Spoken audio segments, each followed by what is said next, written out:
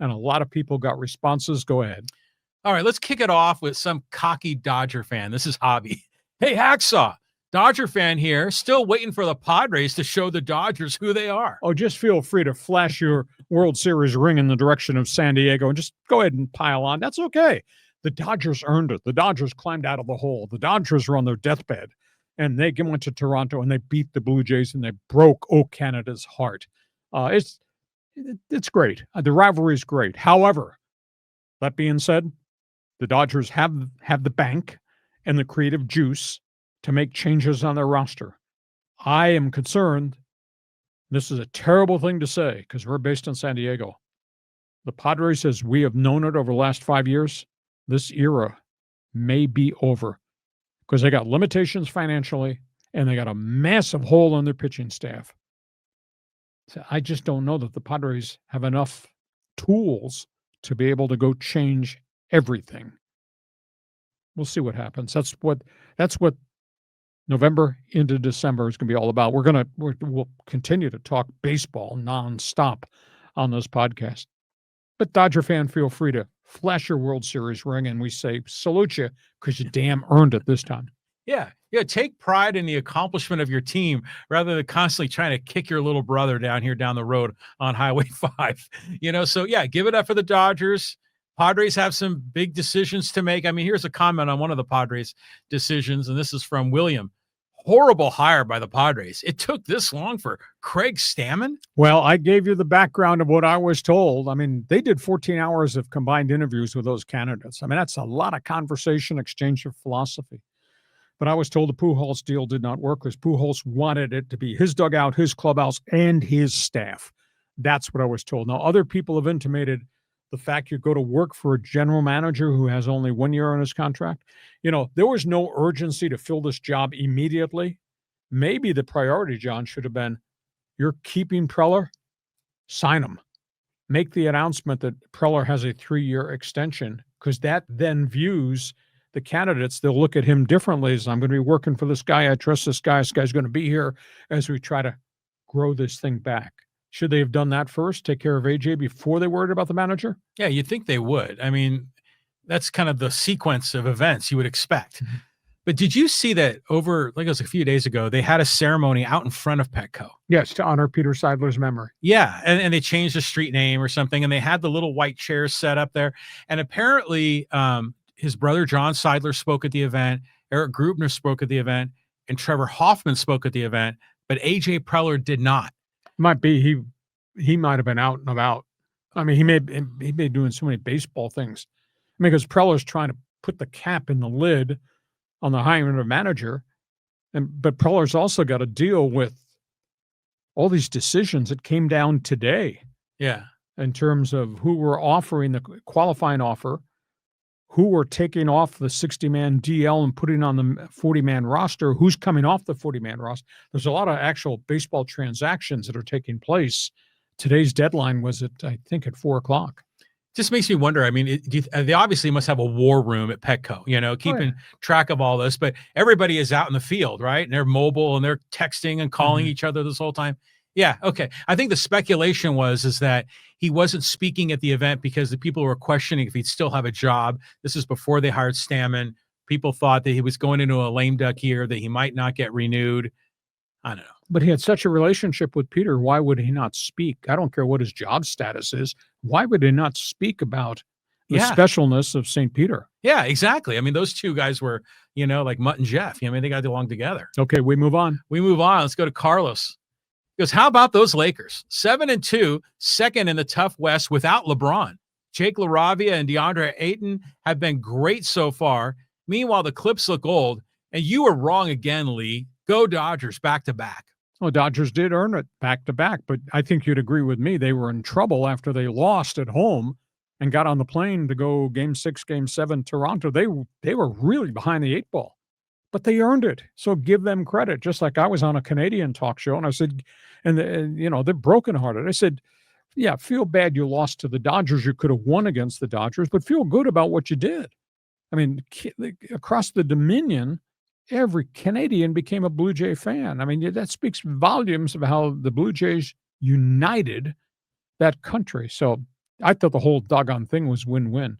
And John, did you know that they finally announced the total tally of all the TV viewership? 51 million people watch Game 7. US, Canada, and Japan. Yeah. 51 million. Well, this is global. It's going globally. Sure. And it's nice to see, a lot of people say, oh, baseball's dead. No, not now. Baseball was America's pastime maybe 60 years ago, but it's football, baby. Soccer's coming. You can't top the NBA. Baseball's dead. No, not at all. Not at all. And baseball's gotten to a younger demographic somehow, some way. Well, they're getting better at marketing their stars. And rule changes have made the game better and easier to watch. Yeah, there you go. Okay, let's keep going here. Thanks, Carlos. Some soccer talk. This is from Callan. Afternoon, gents. Please explain how Mikey Varas finishes in third place for Coach of the Year voting. Bonkers. Preseason rankings mean more than an expansion club no one saw being a threat. Just awful. Yeah, I mean, I understand Dreyer not winning MVP because Messi scored 39 goals, 29 goals, whatever it was. I don't understand Varas not getting more votes. Just nobody's paying attention because that was from ground zero. That was clean piece of paper, bringing all these guys in with all this global background and making it fit. It was not like somebody coming in inheriting Lionel Messi in Inter Miami. So I was kind of surprised at the outcome there. Dreyer won the not Rookie of the Year, but Newcomer of the Year award. So I guess SDFC kind of got shortchanged in the front office standpoint, but what they did in terms of acquisitions and making it all fit and hit the floor running, it's not like they got hot on week 13 and kind of backed into the playoffs. They earned this thing right from the get-go. So yeah, they did. I mean, Varas came in with a strategy, sure. And he had to pull his team together because no one knew each other. I mean, it was like you say, they're all wearing name tags.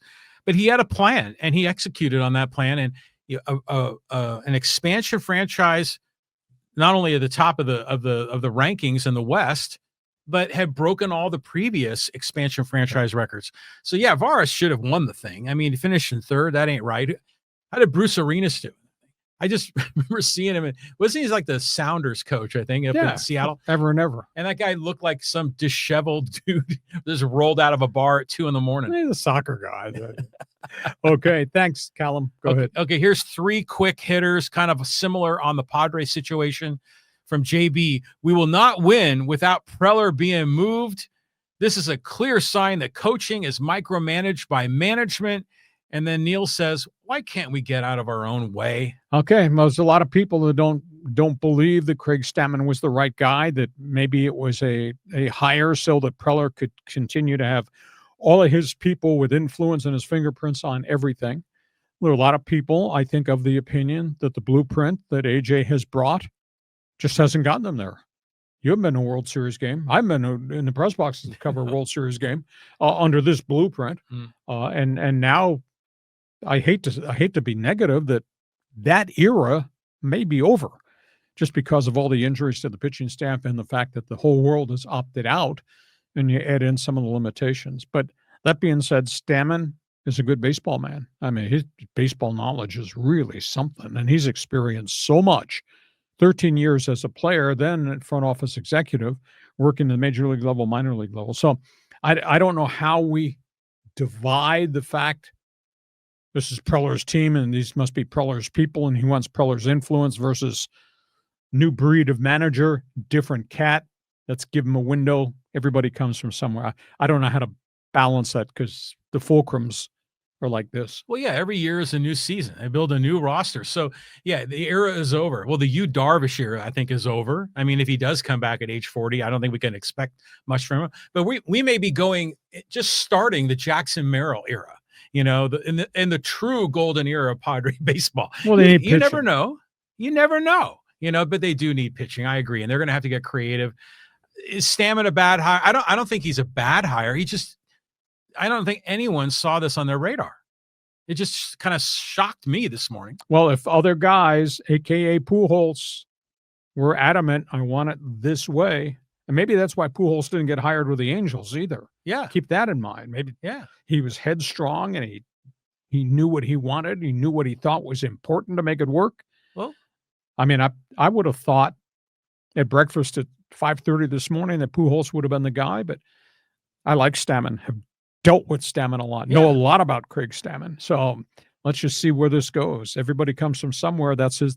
We'll see where this takes us. Well, if I'm Pujols, I'm going to be just as he is, I'm being high. If I'm Pujols, I'm being hired because of my brand and what I bring to the table. And damn right, I'm going to bring in my guys. Mm-hmm. Okay. He should do that. Maybe this isn't the right place in San Diego. Some other places.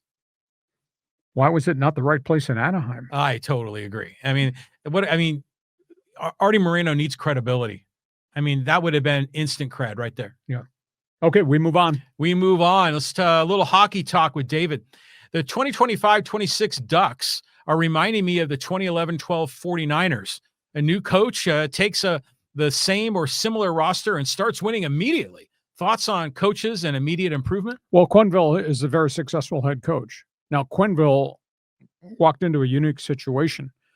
They force-fed so many kids over the last 3 years, and that was really painful to watch Ducks hockey, to see what that thing had become as they were trying to force-feed all these young kids. But what happened then is Pat Verbeek went back into the marketplace and said, okay, these kids have now learned on the job, and I'm going to complement what these kids can bring, the Gauthiers and the Carlsons and the McTavishes, and we're going to go find some vested veterans who are proven that they can play at this level and bring them in for 3 years or 2 years.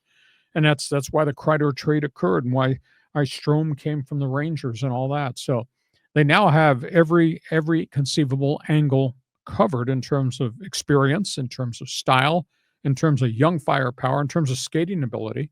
And Lucas Dostal, the San Diego Gulls goaltender, just looks like he's becoming a budding star in the league in place of the great John Gibson. So they've arrived. Now, from a roster standpoint, David, yeah. But they have to step across the line, step across the threshold. They have to be in the playoffs, and they have to go a round or two, because that's another learning curve for this fairly young team. But to me, this is as complete a roster as you could have, and their time is now to make that step across that line and become a playoff team. And then let's see how quickly they grow come playoff time, because playoff is such a different animal. Yeah, we've been talking about the Ducks and all their young guys for a while now. Yeah. So to your point, this is the year to step up and make the playoffs. But I'm just thinking of the other angle that David brought up, this idea of coaches and immediate, instant success. You see that a lot in college basketball, like Rick Pitino, what he's doing at St. John's is a good example. That's a resume, though. Yeah. They show up, and then all of a sudden all these players, they show up with them, almost like Tark and UNLV. Right. So it's a neat dynamic when you see that happen, where a coach can be so extraordinarily impactful, because most of the time, like I say, in baseball, maybe plus or minus 5 games, they make a difference. But in some cases, they could be everything. Yeah. And Quenneville's his resume is really successful. So I like that acquisition going forward. And now he brings his expertise to work with the kids and fitting these young guys. Most of them came from the New York Rangers in different trades, fitting these young guys, wrapping around Gauthier and Seneca and Leo Carlson and McTavish. That's a really good collection of kids. It really is. Yeah, good for those guys. Okay. Let's keep on moving. Let's go to Showtime. Ken Rosenthal said a rival executive told him that the LA Dodgers are going to be even more active and aggressive this offseason, with the threat of a cap and lockout looming.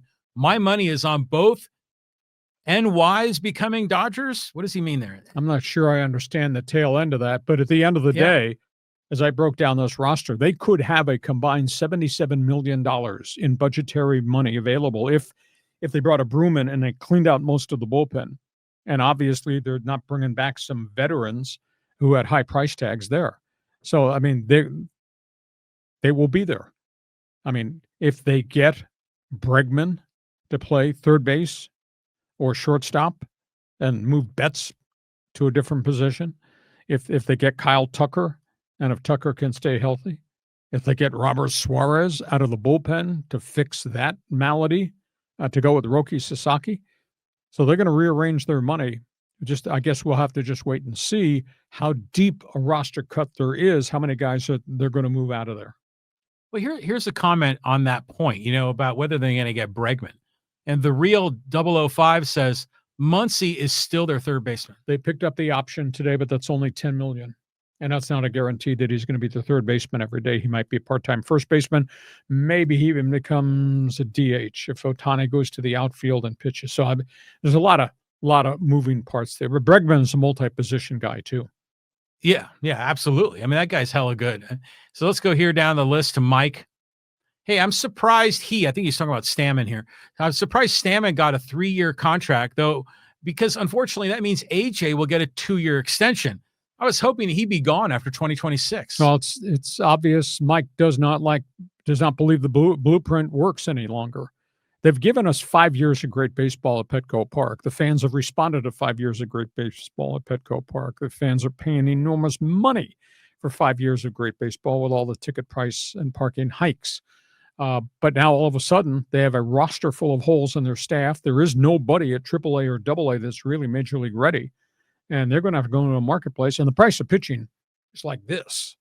So, I mean, they got a challenge. As I sit here right now, my heart says, and I hate to condemn anybody, this era that we've experienced, this 5 years, this year is over.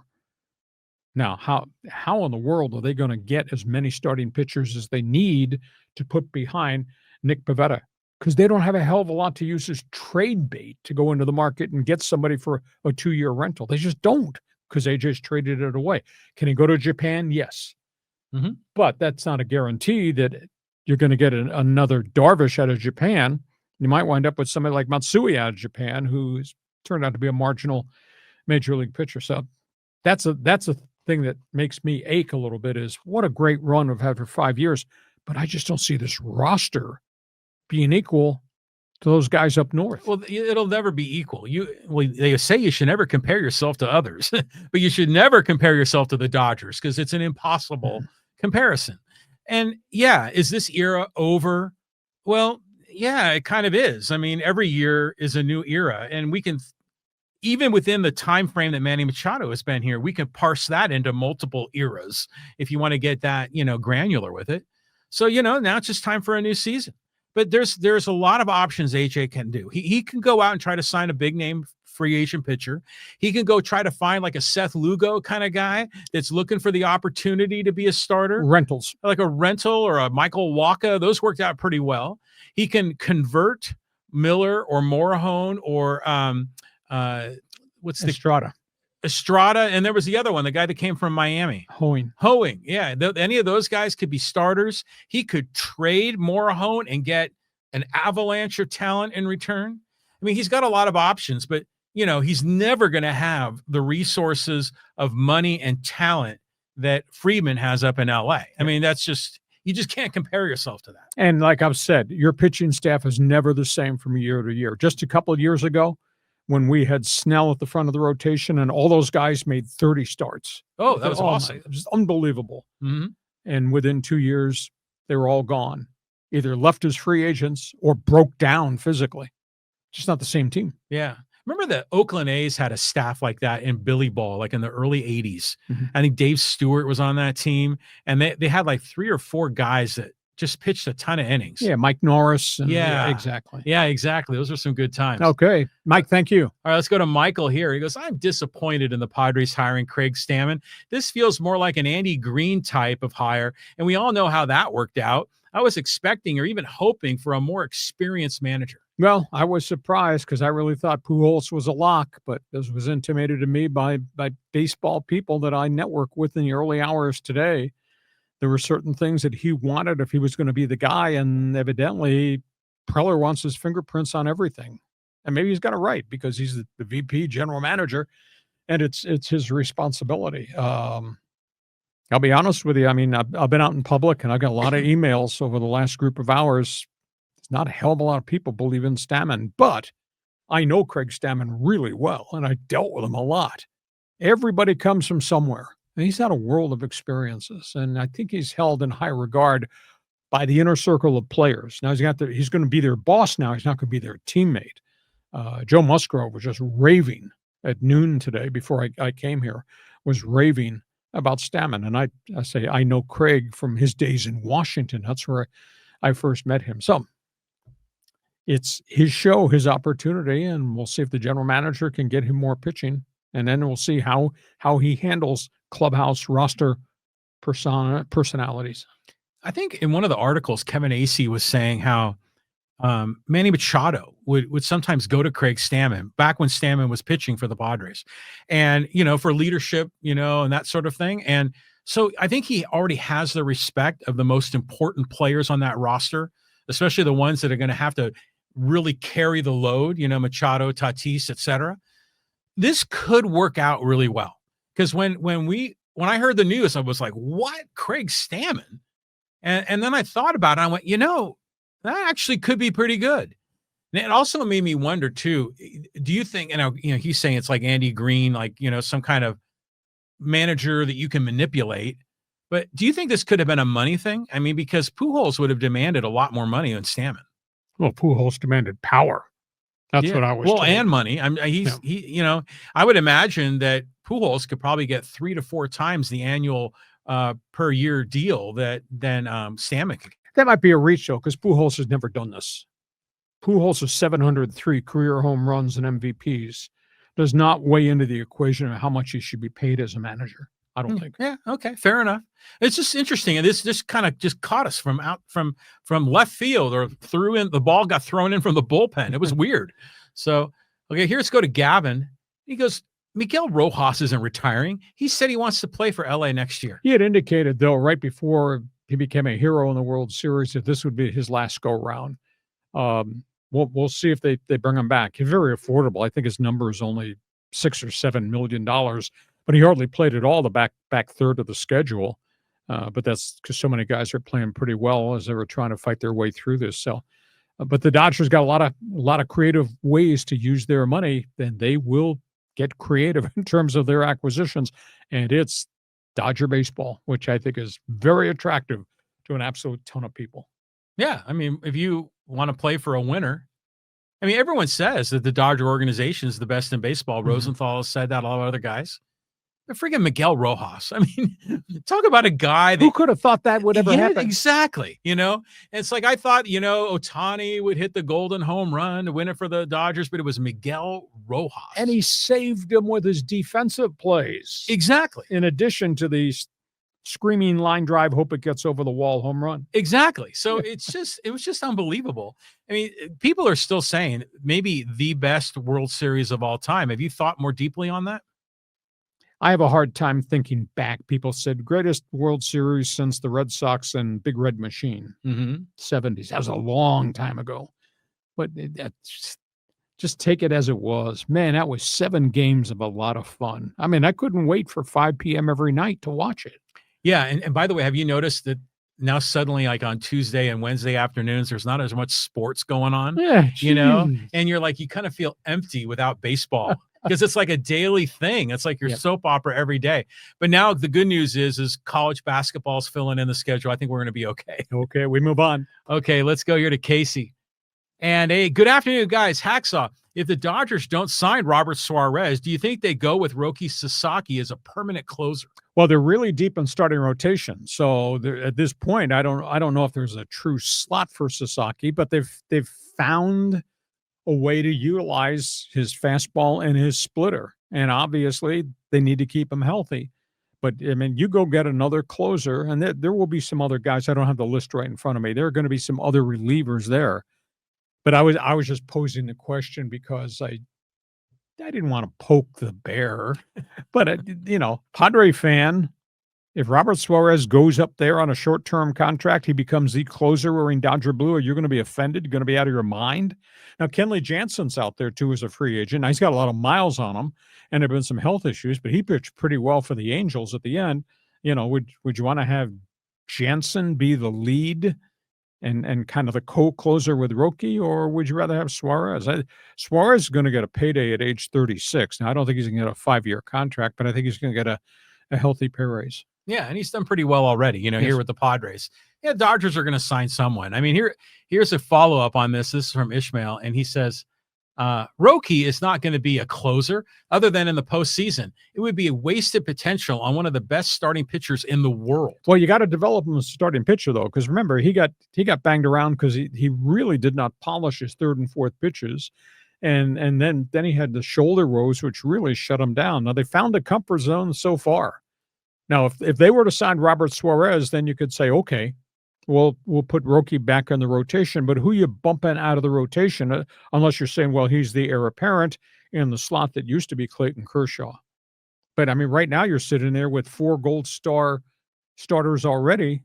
So where does Roki fit into that mix? Whereas he's established himself in a defined role as a closer. So I was watching, the Laker game last night, and they're playing the Spurs.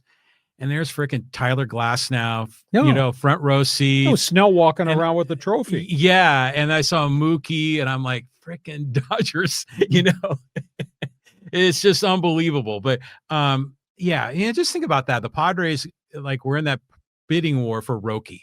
And he ended up going to LA, had a great, what a reclamation project. He could turn in to be as good as any of those other starters. Well, if they develop a third pitch, which he just didn't because of the physical setbacks last year, he's brilliant. That's what everybody says. Okay, let's go next one.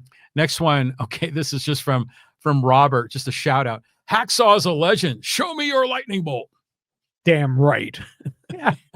Take us through that. When did that first come out of your mouth? Came out of my mouth at the tail end of the Super Bowl season. It was just, we were so excited in the playoff game. We had beaten Miami in the first playoff game in the Super Bowl season in the mud here. And that was the controversial Don Shula incident on the field with the muddy field and the missed field goal and turnovers and interceptions and all that. And the stadium went crazy. And I stood up in the radio booth and we were so excited because we knew we were going to the AFC Championship game. And I just, off the top of my head, I didn't think about it. I said, look at these fans. Show me your lightning bolt. And the fans went haywire. That's where it came from.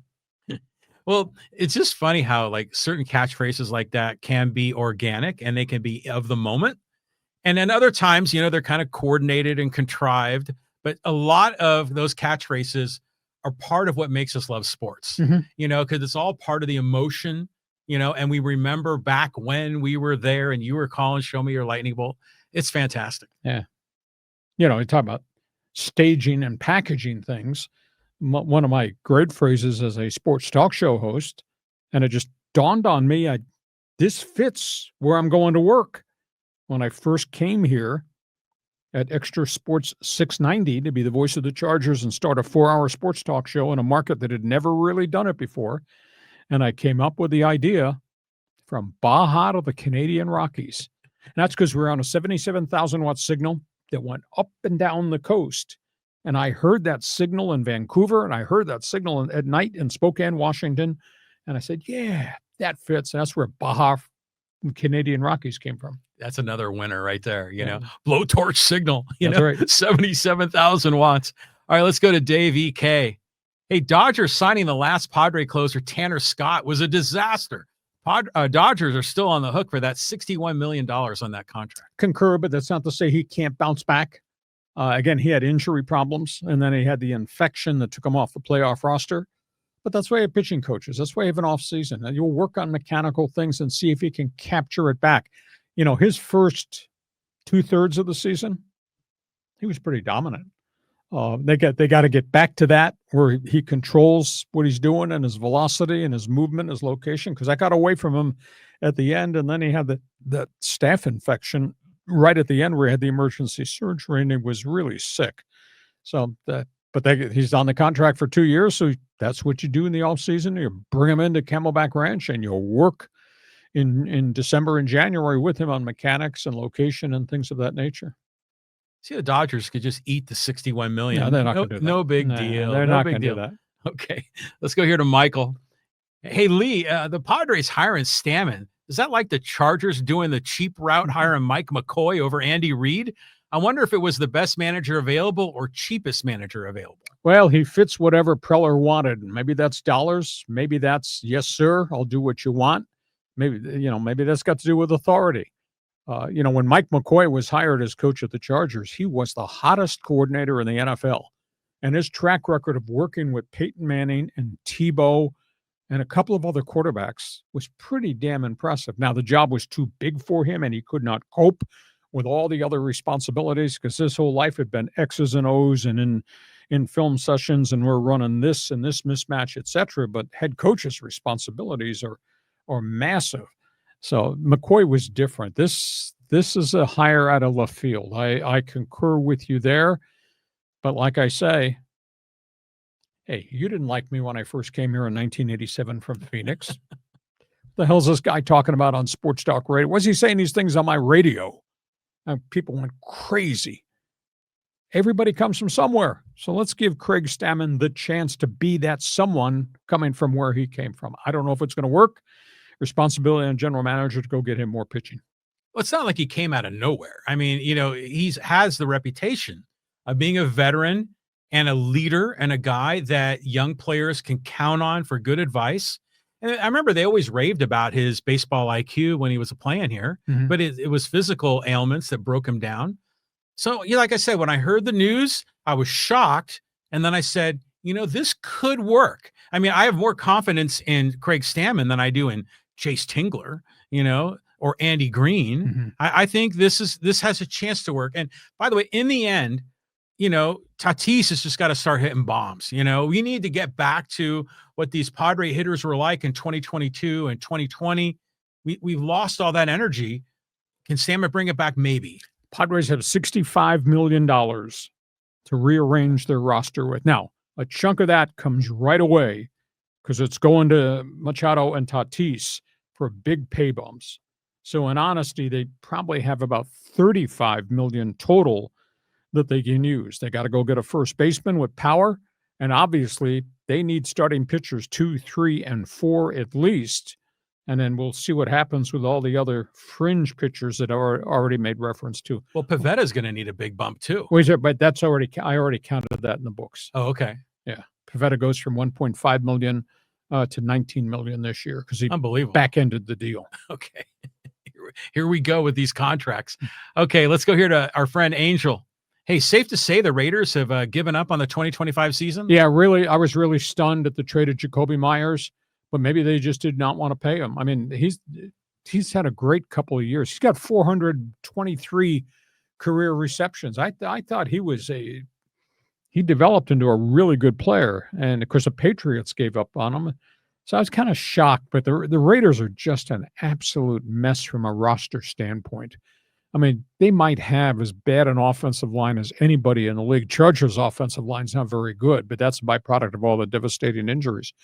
But I feel bad for Ashton Genty. They can't run the damn football. He made a crack a week ago. He said, I'm tired of this losing culture, and this losing it's got to be a killer for guys that all they've ever done is win. Max Crosby and Genty, for prime example. And Geno Smith has really kind of come back to the pack. He's going into this game tonight against Denver. He's got 11 touchdowns, 11 interceptions, lead so many quarterback sacks, so many turnovers. So Raiders just don't have a complete roster. I'm really stunned. I thought it would have been a better season. But, you lose your top offensive lineman early in the year in Colton Miller, and you can't figure out who's the right center, who's the better guard. They got a problem there. And then your tight ends have been hurt up until last week. Both those guys, Brock Bowers and Mayers, were both injured. So it's just a mess. You're asking the former voice of the Chargers to feel bad about the Raider Nation. Yeah. We just had so much optimism about the Raiders in the offseason. We got Pete Carroll. And you got Genty. And you got Geno, who had played so well for Pete in Seattle. And you got Max, on the defensive line. And you're thinking, hey, maybe, we're not saying playoffs, but maybe you're 500. Maybe they can make some significant progress. But Christian Wilkins, the big defensive tackle, self-destructed. He's never played this year. Foot injury. They got rid of him. They got tired of the problem. And their back seven. They lost so many players, John, in free agency at linebacker and in the secondary. Guys who went other places that are playing and starting other places. I thought that was going to be the core of all the things that Pete would have operated from. And by the time they got to opening day, they had half a defense. And then people start to get hurt on the offensive side of the football. What happened to the commitment to excellence? It's an injured reserve. Yeah, really. Okay, let's go down the list here. We'll go to, is this Renard? Yeah, he goes, AJ Preller is definitely on the hot seat if this doesn't work out. Well, as much as I may like AJ Preller, the reality is this hire better work out because it'll be his last hire if it does not work out. But again, I like AJ and I like Stammen. So let's give Craig his opportunity, see what his staff looks like. I think one of the intangibles, as I mentioned, is Stammen has spent his whole life in clubhouses, especially this clubhouse, where he's seen the good, the bad, and the real ugly. And the other factor is they're keeping Niebla. I mean, that's an intangible that I think has great value. Now, he needs a bench coach. He needs a veteran guy to be his sounding board, his devil's advocate, as his right-hand man. I'm not quite sure who that might be. I don't know. Hundley's so intellectual. Would Hundley be a good bench coach? Because he's played a decade, and he's played under some good managers. So he knows the X's and O's of the game, and he knows the personality of the clubhouse. That's just a reach on my part. But they're going to obviously have to get somebody with some veteran experience. Yeah, that's a good call, actually, because, Hundley doesn't have that kind of experience. And if they think he's going to be a manager, being a bench coach for a year or two would be good on his resume, although he's got a great resume as it is. Mm-hmm. So I don't know. Do you ever get the sense that AJ Preller has like 9 lives? Because he wouldn't imagine if he was the general manager during the Steinbrenner Yankees, or if he was the general manager for the Dallas Cowboys. I mean, a meddlesome owner would have probably ejected him long ago. But the owner wasn't meddlesome. The owner gave him carte blanche.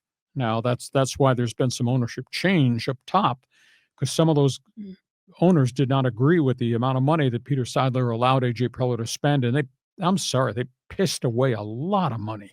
Well, do you think that was because, like, take, for example, Bogarts? Do you think AJ was hot to trot on Bogarts from the start, or was it Seidler saying, hey, man, we'll do anything? Let's just get the best guy. Yep. I mean, I was a combination of both. And so he knew that he had, a short window of opportunity to see the Padres potentially win a championship. Mm-hmm. It just makes you wonder, because they were flirting with, Aaron Judge and Trey Turner during that time. So I don't know. I just think that we were living in a little bit of a fantasy land when we had Peter Seidler as the owner, because he was willing to do what no owner ever would do. Now I think we're back to sort of rational business people owners, not cheapskates, but guys that are going to probably have a more sound hand on the till. Yeah, I think part of me said I just don't subscribe to this theory of overpaying every veteran you brought for long-term contracts. Part of me says they gave some contracts, and then they had to eat a pile of money to get somebody to take Shields or Hosmer, and that hurt them too. Part of me says, yeah, you did a great job signing all these international guys and all these draft picks, and you overpaid for them, and now you've traded all those guys away. And now I'm sitting here. At the end of the day, we're going to 2026. Whole farm system is barren again, and there's really nothing at the major league level that they can trade. Nobody wants the extended contracts. So that, to me, they've painted themselves into a bit of a corner, and I don't know how he's going to extract himself out of it unless he gambles and he finds a Waka and he finds a Lugo and it's a 1 or 2 year rental, and that's possible. Or he goes to Japan. I mean, he found Suarez. And, I like Nick Martinez, who was such a scrapper. He gave him 2.5 good years of baseball. So, maybe there's ways to rent some guys that'll complement what you got. But I think it's going to be really, really hard. Yeah, but he's rebuilt it multiple times. Mm-hmm. And he has a different strategy. Like, most teams will never part with their top prospect. AJ will. Most teams want to unload players that have, let's say, a year left on their deal before they're a free agent, and no one else will take him, but AJ will. So he sees the market, and when the market is zigging, he's zagging. But what currency has he got now to use to fix this? Yeah, the currency is changing. But the other angle to this too, especially with this collective bargaining agreement renegotiation coming up, revenue in the sport is just going to keep expanding. So those big deals, like, a Machado as like an anchor on your roster or your payroll, he'll be a smaller and smaller anchor as the revenue increases. And I think that's going to also give the team a little bit more flexibility. If ownership, this current ownership, wants to continue to spend that kind of money. Well, if they're filling the stadium, they're going to want to spend the money. I mean, if they're showing a bottom line profit, they'll spend money to make money. Okay. We shall see where this goes. Hey, listen, we hope you have enjoyed this podcast. We